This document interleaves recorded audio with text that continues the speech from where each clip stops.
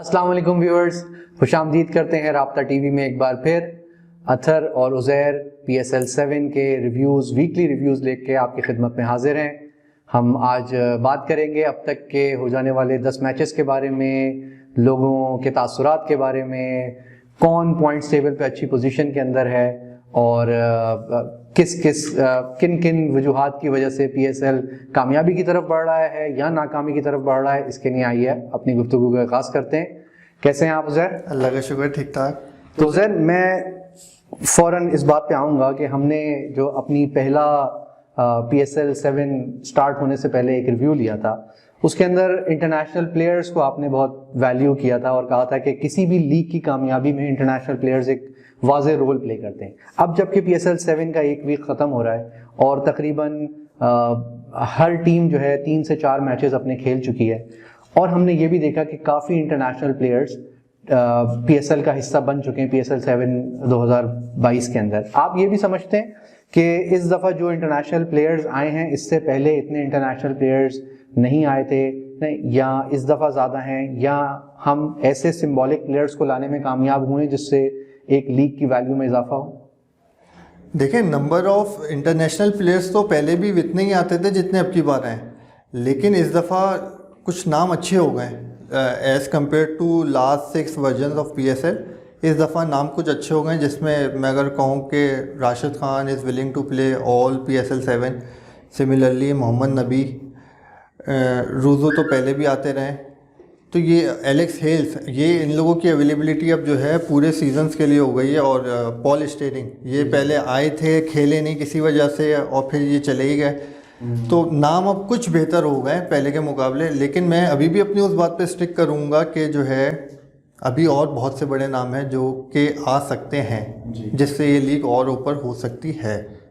जैसे हमें ये तो मालूम है कि इंडियन प्लेयर्स दूसरी लीग्स के अंदर जाके नहीं खेलते, तो उनको तो हम रहने ही देते हैं।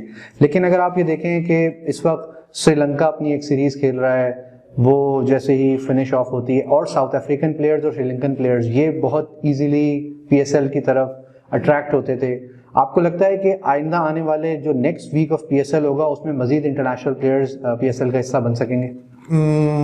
Well, I doubt.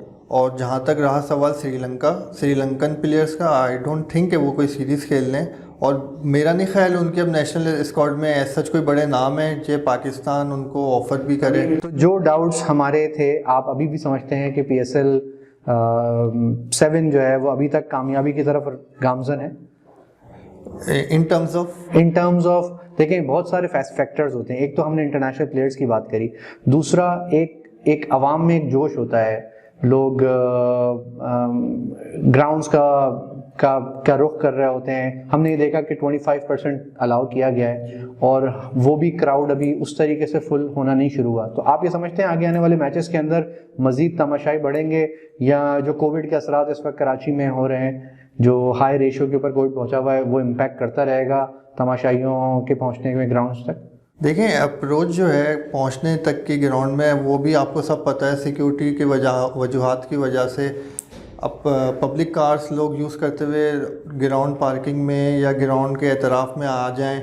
अब ये सारी चीज़ें पॉसिबल नहीं। आपको तो पता है कि अब किसी भी व्यूअर को देखने के लिए पहले कहाँ कहीं एक उनको जो है डेजिग्नेट की हुई है उनकी पार्किंग, वहाँ से ऑल द वे PCB या PSL फ्रेंचाइज या हूसोएवर ऑर्गेनाइज़र जो हैं उनको वैन के थ्रू जो है नेशनल स्टेडियम लाइव जाते हैं। ये सारी ऐसी चीज़ें हैं जिससे लोगों का जोश देखें ऑटोमेटिकली कम होता है। आप अगर अपनी पर्सनल कार में जाएं, स्टेडियम के सामने रुकें, जैसे हर जगह होता है। अब क्योंकि हमारे यहाँ थोड़े से सिक्योरिटी कंसर्न्स हैं तो वो हैं, और उसी को जो है ये देखते हुए ये सारी जो हैं चीज़ों को, तो सिक्योरिटी और कोविड ये दोनों जो है असरात डाल रहे हैं PSL 7। और 25% तो आपने खुद ही बोल दिया कि जितने अलाउ किए हैं 25%, और वही आपको लोग दिखते हैं। Importance of toss in PSL matches, अब तक हमने 10 मैचेस देखे। ऐसा नहीं है कि सिर्फ पहले बॉलिंग करने वाली टीम, चेस करने वाली टीम ही PSL के मैचेस जीत रही है। जिन्होंने पहले बैटिंग करी है वो भी PSL मैचेस जीते हैं। कितनी इंपॉर्टेंस है टॉस की, ड्यू फैक्टर की PSL के मैचेस के ऊपर? ये देखें ना, बिल्कुल वही जिस तरह अभी आपका T20 दुबई में जो अभी इख्तिताम हुआ है, बिल्कुल वही जो है यहाँ पे जो है ना ट्रेंड फॉलो हो रहा है कि टॉस जीतें और बॉलिंग लें और टारगेट जो आपके पास सामने स्कोर बोर्ड पर हो वो आप चेस कर लें। एज इट इज़ वही चीज़ फॉलो हो रही है और उसका वही फैक्टर है कि जो है रात में ओस पड़ रही है, ड्यू है, बॉल गीला होता है और बॉल हैंडलिंग में प्रॉब्लम आ रही है। एंड अपना उसके बावजूद मुल्तान सुल्तान ने 2 मैचेस जो हैं बैटिंग फर्स्ट निकाल लिए, क्योंकि मैं आपको फिर वही बोलूँगा कि आपकी पूरी PSL में अब तक इस्लामाबाद यूनाइटेड और मुल्तान सुल्तान इन दोनों की जो ड्राफ्टिंग हुई है प्लेयर्स की नेशनल एंड इंटरनेशनल, बहुत ही आउटस्टैंडिंग हुई है। ये बात बिल्कुल सही है। इंटरनेशनल प्लेयर्स भी और नेशनल प्लेयर्स भी, ये दोनों टीमें काफ़ी स्ट्रांग साबित हो रही हैं टेबल्स पर। हम यही देख रहे हैं कि फाइनल भी इन्हीं दोनों टीम्स के दरमियान डेफिनेटली यही 2 खेलेंगे। अगर हम नीचे से बात करें, अगर हम कराची की टीम और ग्लैडिएटर कोयटा ग्लैडिएटर्स की बात करते हैं, क्या समझते हैं कि टीम सिलेक्शन में फुकदान है या on the specific day perform नहीं कर पा रहे, कैप्टनसी की लैकनेस नज़र आती है इन दोनों इस वक्त डाउन द ऑर्डर दोनों टीम्स? कराची किंग 6ठे नंबर पर हैं और कोयटा ग्लैडिएटर वैसे 4थे नंबर के ऊपर हैं, लेकिन अभी पेशावर ज़ल्मी के भी 3 मैचेस हुए हैं, उनका 1 मैच बाकी है। तो आप क्या समझते हैं कि ये कैप्टनसी की वजूहत है, ड्राफ्टिंग की गलतियां हैं? टीम सिलेक्शन तो तभी पॉसिबल होगी ना जब आपके पास सामने स्क्वाड होगा। जो आपके पास स्क्वाड है 18 बंदों का, 18 बंदों का, 20 बंदों का। तो आप ये कह रहे हैं कि जो स्क्वाड सिलेक्शन जो मैनेजमेंट ने सिलेक्शन की है उसके असरात फ्रेंचाइज बेसिकली ये सिलेक्शन तो फ्रेंचाइज सेलेक्ट करती है, सामने कोच होते हैं, कैप्टन होते हैं। कैप्टनसी इन्वॉल्व नहीं होती फ्रेंचाइज के अंदर। PSL के अंदर तो जैसे अगर हम सरफराज अहमद की बात करें तो कोयटा ग्लैडिएटर्स को पिछले 7 साल से वही लीड कर रहे हैं, और हमने ये भी देखा कि जो प्लेयर्स पिकिंग सेरेमनीज होती हैं उसमें सरफराज खुद भी मौजूद होते हैं, खुद उस ट्रिब्यूनल का भी हिस्सा होते हैं। बिल्कुल इसी तरीके से शादाब भी खुद मौजूद होते हैं और बाबर भी खुद मौजूद होते हैं। बाबर इस दफ़ा तो मौजूद नहीं थे, लेकिन इससे पहले जो हैं जो भी कैप्टन्स होते थे वो ट्रिब्यूनल का हिस्सा होते थे। तो ये लोग, मेरा यही आपसे सवाल है, ये लोग जो सब मौजूद होते हैं, ये लोग जब सब पिक कर रहे होते हैं तो ग्लैडिएटर्स में आप बताइए कौन सा बड़ा नाम जो आपको लगता है होना चाहिए नहीं है, कौन, या जो अभी इनके पास स्क्वाड है उसमें आपको कौन सा बड़ा नाम दिखता है? देखिए, मैं ये देखता हूँ कि 3 से 4 ग्लैडिएटर्स के अंदर 3 से 4 यंग प्लेयर्स खेल रहे हैं जिन्होंने, और हमें सिर्फ एक यंग टैलेंट आपको खिलाना होता है PSL के लॉस के हिसाब से, लेकिन हम 3 से 4 नए बच्चों को लेके आ जाते हैं, और जो प्रीवियस ओल्ड प्लेयर्स हैं वो भी उस लेवल पे परफॉर्म नहीं कर पाते। जैसे कि अगर मैं मोहम्मद नवाज़ की बात करूं तो मोहम्मद नवाज़ की बॉलिंग बिल्कुल भी मुतासर कुन नहीं रही। अगर हम उसकी भी बात करें, जो हमारे फास्ट बॉलर हैं हसनैन की बात करें, नसीम ने तो फिर भी 5 विकेटें ली एक मैच के अंदर, लेकिन वो उस तरीके से इम्प्रेसिव बॉलिंग नहीं कर सके। खैर, हसनैन और नसीम के दोनों यंग प्लेयर्स हैं, तो एक्सपीरियंस बॉलिंग की भी कमी लैकिंग नज़र आती है, और टीम सिलेक्शन में हमें टॉप ऑर्डर बैटिंग में भी सिलेक्शन नज़र आती है। मतलब फिलहाल तो आप यही देखें ना, ग्लैडिएटर में अभी तो ऐसा लग रहा है सिर्फ 2 ओपनिंग जो इनका स्टैंड है, जो 2 ओपनर आते हैं वही खेल के दे रहे हैं, वही आपको 50-60 समटाइम 70। नाम एहसन अली का बहुत तेजी से पर आ रहा है, 250 मार चुके हैं। क्या एक न्यू फाइंड साबित हो सकती है PSL की? न्यू तो नहीं देखें, वो फाइंड तो बहुत पुरानी है। वो सिंध के जो है काफ़ी टाइम से कायद आज़म ट्रॉफी में, नेशनल T20 में काफ़ी टाइम से वो सिंध को PSL में बेंच से उनकी अपीयरेंस गेम में पहली दफ़ा हुई है, लेकिन वो बेंच पार्ट होते थे हमेशा। कॉन्फिडेंस से वो इस वक्त तमाम इंटरनेशनल बॉलर्स को डील किया उन्होंने, और जो पहले 250 किए हैं वो कमेंडेबल 50 थे डेफिनेटली। और उसके अलावा उन्होंने नेशनल अपने लीग्स में भी बहुत अच्छी परफॉर्मेंस दी है। उन्होंने एक 300 की भी इनिंग खेली है अभी कायद आज़म ट्रॉफी में। यस। लाहौर कलंदर के बारे में क्या कहते हैं? लाहौर कलंदर भी कोई बुरी टीम नहीं है, एवरेज प्लस टीम है, 3 में से 2 मैचेस जीत चुकी है। लाहौर कलंदर की टीम बहुत अच्छी है। लाहौर कलंदर की मैनेजमेंट ने बहुत काम किया है उनके स्क्वाड पे, और उनके पास अच्छे नाम है। जो मैं हमेशा कहता हूँ ना, इंटरनेशनल प्लेयर एक तरह से कहना चाहिए। देखे ना, राशिद खान उन्होंने लिए हुए। Rashid Khan is one of the top notch player in, जी बिल्कुल। तो और Rashid Khan can bat, Rashid Khan can ball, he is a complete package, a complete allrounder. और उनकी मौजूदगी लाहौर के लिए, और जिस तरह मैंने आपको पहले कहा था, Fakhar Zaman in this tournament will gonna rock, and that's what he is doing. आपने देखा उनकी कल की भी इनिंग देखी, आपने उनका जो है सेंचुरी वाले गेम भी देखा। जी जी, फ़खर जमान की बैटिंग बहुत स्ट्रांग चल रही है। लाहौर कलंदर इज़ डूइंग गुड, और लाहौर कलंदर मैं आपको बताऊं, ये इस्लामाबाद और मुल्तान को अगर कोई टफ टाइम देगी तो वो सिर्फ लाहौर कलंदर ही है।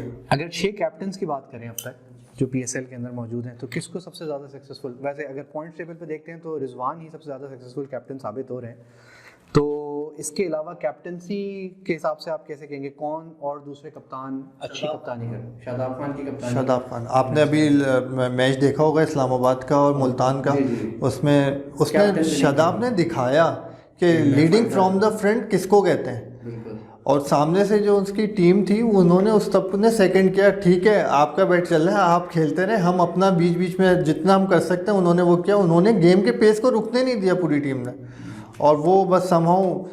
अच्छा, उसमें एहसन अली का भी थोड़ा किरदार है, अनवर अली का थोड़ा किरदार है शादाब की इनिंग को इतना प्रोलॉन्ग करने का। उन्होंने एक सेटर छोड़ा था मिड विकेट में, अगर तो वो नहीं छूटता तो बिल्कुल 2 कैचेस उनके ड्रॉप हुए उस इनिंग के अंदर, लेकिन फिर भी ओवरऑल बहुत ज़बरदस्त इनिंग थी। तो शादाब खान की कैप्टनसी ऊपर आ रही है, रिजवान की कैप्टनसी ऊपर आ रही है, और पाकिस्तान के अपने कैप्टन बाबर की कैप्टनसी जो है वो उस तरीके से गिवन लॉट होगी, वो उसी पे कैप्टनसी करेंगे।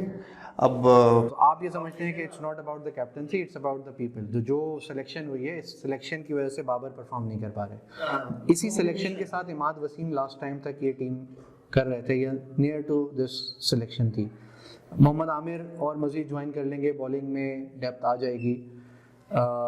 Imad Wasim better side run कर पा रहे हैं? नहीं, ऐसी बात नहीं है। देखें, इनके भी कुछ फॉरेन प्लेयर्स जो इनके साथ जो पहले थे, जैसे कैमरून डेलपोर्ट थे, बहुत अच्छा इन लोगों ने उसको जो है लेके चले थे, वो कराची के लिए परफॉर्म भी कर रहा था। मोहम्मद आमिर अगर तो पहले मैच से खेलते, अगर तो उनकी परफॉर्मेंस अच्छी होती तो इसमें डेफिनेटली कराची का जो है कुछ और पॉइंट्स टेबल पे उनकी पोजीशन होती है। अब देखें ना, आपके main attack bowler Mohammad Amir ही आपका स्क्वाड का पार्ट नहीं है, और कराची ने लगातार शुरू में 3 मैचेस खेल लिए और वो 3 मैच हार गए। अब भी नहीं पता कि वो जो हैं कब आएंगे। मोहम्मद आमिर ज्वाइन कर रहे हैं नेक्स्ट मैच से, वो प्रैक्टिस मैचेस में आ चुके हैं। शाहिद आफरीदी ने आज कोयटा ग्लैडिएटर को ज्वाइन कर लिया, पहला मैच, और उनकी परफॉर्मेंस को इतनी खास रही नहीं है, लेकिन फिर भी एक स्टार की टीम में होने से बहुत फ़ायदे होते हैं। एक थोड़े से कुछ और हम अपने व्यूअर्स के लिए कुछ स्टैट्स भी दे के आए हैं कि अब तक जो है पाकिस्तान सुपर लीग के जो 10 मैचेस हो चुके हैं उसमें कौन बहुत अच्छा परफॉर्म कर रहा है। अगर हम बैटिंग में देखते हैं तो शान मसूद ने भी सबको बहुत ज़्यादा उन्होंने बिल्कुल अपने बैटिंग स्टाइल को बदला है, एग्रेसिव बैटिंग कर रहे हैं। मैंने हमेशा से देखता था कि अच्छे और गैप शॉट्स मारने में स्ट्रोक मेकिंग प्लेयर्स होते थे, लेकिन वो स्लॉग करना भी शुरू कर रहे हैं, फ्री फ्लोइंग गेम खेल रहे हैं। अब वो किसी अपनी पोजीशन या स्लॉट के लिए फाइट नहीं कर रहे, वो सिर्फ फ्री फ्लोइंग मैच खेल। हाईएस्ट स्कोरर हैं अब तक के, और 60 की एवरेज है निशान मसूद रन कर रहे हैं। कल फ़खर जमान ने उनको ओवरटेक कर लिया। तो टॉप बैट्समैन में चारों बैट्समैन पाकिस्तान से ही बिलोंग करते हैं अभी तक, इंटरनेशनल बैटिंग लाइनअप के लोग। ये काफ़ी खुशाइन बात है वैसे। हाँ, मैं भी ये देख रहा हूँ कि फ़खर जमान, एहसन अली, मोहम्मद रिजवान और शान मसूद ये टॉप 4 बैटिंग है। अगर बॉलिंग के अंदर जाते हैं तो खुशदिल शाह जो amazingly left arm leg spin कर रहे हैं और बहुत अच्छा कर रहे हैं, 9 विकेट्स ले चुके हैं 6.08 की इकॉनमी के साथ। तो अच्छी बॉलिंग करा रहे हैं, अच्छी ग्रुपिंग कर रहे हैं, अच्छी जगह पे बॉल करा रहे हैं, और तभी उनको विकेट्स भी अच्छी मिल लेंगे, काफ़ी मिल लेंगे। स्पिनर्स ही अगर मैं कहूँ तो वो इस वक्त रॉक कर रहे हैं PSL 7 के अंदर। इमरान ताहिर का नाम आ रहा है उसके बाद, और मोहम्मद नवाज़ ने भी 4 विकेटें ली हैं, इमरान ताहिर 7 विकेटें ले चुके हैं। लेकिन अभी भी मोहम्मद नवाज़ जिस कैलिबर के बॉलर हैं वो अब तक वैसी परफॉर्मेंस आई नहीं है, सिमिलरली विद द बैट, क्योंकि वो हमारे कंप्लीट ऑलराउंडर हैं। अब तक उन्होंने, खैर अभी तो आज भी 4था मैच ही खेल रहा है। शाहीन आफरीदी ने भी 4 विकेटें ली हैं। शाहीन आफरीदी लीड कर रहे हैं इस दफ़ा अपनी साइड को, कैप्टनसी भी कर रहे हैं। तो शाहीन आफरीदी की कैप्टनसी को कैसा रैंक करेंगे? अभी बड़े प्लेयर्स के नाम, well it's far too early to rank him, it's yes, बिल्कुल सही बात है। तो ये कुछ स्टैट्स थे जो हम आपसे शेयर करना चाह रहे थे। अगर हम हाईएस्ट स्कोरर्स की बात करें तो फ़खर जमान 106 रन बना चुके हैं एक मैच के अंदर, हाई स्कोरर यही रहे हैं। और शादाब खान ने 91 रन की एक इनिंग खेली, शान मसूद ने 88 रन की कुछ इनिंग खेली। शान मसूद ने 2 बड़ी इनिंग्स 80s की खेल चुके हैं। और जो 5 विकेट्स मिली हैं वो नसीम शाह को मिली हैं, 5 विकेटें ली उन्होंने 20 रन दे के। खुशदिल शाह ने 4 विकेटें ली, और इमरान ताहिर ने 3 विकेट्स ली हैं एक मैच के अंदर। तो ये 3 बेस्ट बॉलिंग फिगर्स रही हैं और बैटिंग फिगर्स रही हैं। अच्छा देखें, ये तो PSL के बारे में हमने स्टैट्स की भी बात कर ली, प्लेयर्स की भी बात कर ली, और ओवरऑल एक जो एक एंथुसियाज्म बन चुका है इस टूर्नामेंट से रिलेटेड। कुछ ना कुछ हर जब भी कोई बड़ा इवेंट होता है तो उसके आगे उसके साथ साथ कुछ ना कुछ कंसर्न्स, इश्यूज, कुछ प्रॉब्लम्स भी होते हैं। खैर, इस वक्त लोगों के साथ की अगर प्रॉब्लम बात करें हम, तो क्वेटा ग्लैडिएटर काफ़ी तनकीद का निशाना बन रही है। क्यों? क्वेटा ग्लैडिएटर की तनकीद, जिस तरह हमने इससे पहले ही बात करी, उनकी ड्राफ्टिंग से रिलेटेड हुई। एक इवेंट ये भी हुआ कि सलमान बट जो कि x Pakistan left handed opener थे, कैप्टन थे, और काफ़ी मशहूर भी रहे वो, कुछ न्यूज़ में भी रहे, और उन्होंने एक कमेंट पास करते हैं एज एन एनालिस्ट कि सरफराज की ड्राफ्टिंग और कैप्टनसी अच्छी नहीं हो रही है, और उनको जो है वो कैप्टनसी छोड़ के इफ्तिखार को या शाहिद आफरीदी को कैप्टनसी देके अपनी बैटिंग पे फोकस करना चाहिए। वो खुद टीम का हिस्सा नहीं बन पा रहे। इस तरह की बातें सलमान बट की तरफ से आई, जिसको आपको तो मालूम है सरफराज के फैंस ने और सरफराज ने खुद भी ट्विटर पे उसको रिस्पॉन्ड किया कि उन्होंने कमेंट आउट किया कि जो लोग पहले से सेल आउट कर चुके थे पाकिस्तान को ड्यूरिंग द ड्यूटी टाइम, वो अगर कमेंट करेंगे तो अल्लाह ही हाफिज़ है।